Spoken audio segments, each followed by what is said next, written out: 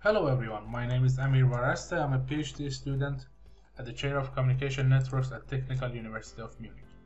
Today I'm gonna talk about my research topic with the title of Network in the Air. Today many passengers are flying around the globe for different purposes such as vacationing, business trips, etc. These flights can get really boring and exhausting as there are not enough in-flight entertaining services such as movies, live TV streaming, or voice over IP services. These services are very limited because they are deployed on the airplanes themselves or because the connectivity of the airplane to the ground is very limited. However, an approach can be to deploy these services on the ground. In this way, there will be more opportunities to deploy more service types and also remove the extra weight of the hardware on the airplane itself, which can lead to reducing the fuel consumption. But the question is how to get to the ground. Traditionally, airplanes were connected to the ground only using the satellite connection. Satellites are forwarding the traffic from the airplanes to the gateways on the ground. But this type of the connections can have high delay, low capacity, but they are globally available. To remove these limitations, recently big European tech companies has launched European Aviation Network project, in which there are base stations deployed on the ground that can directly communicate to the airplanes. This is called direct air-to-ground connections, or DA2G. Which has low delay, high capacity, but limited availability. For example, these base stations cannot be deployed over the sea.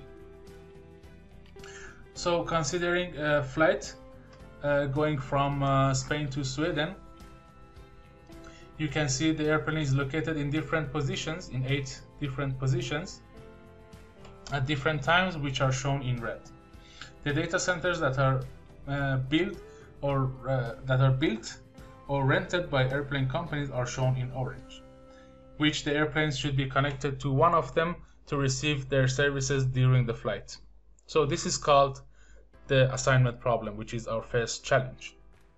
The second question is routing. We should determine how to connect to the selected data center using the satellite or DA2G connection. But our challenges are not finished yet. So airplane to data center assignment does not remain efficient during the flight because we might get far away from the selected data center after some time, and this can increase the delay of in-flight services, which is not desirable to the passengers. So the third challenge is to determine when to reassign an airplane and from which data center to which one. So we should answer all of these questions to minimize the total routing and reconfiguration delay so that the passengers enjoy the flight time more and more. But how to solve this problem?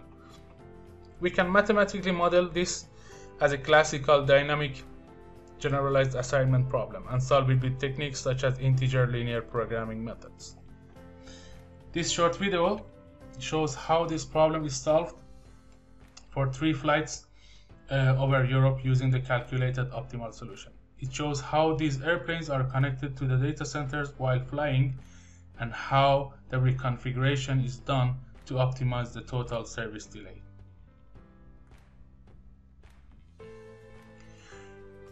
Since this problem belongs to the NP-hard complexity category, the calculation time is very long, so it is not applicable to the real-world problem instances with high number of flights. So we thought of solving this problem using heuristics and approximation methods.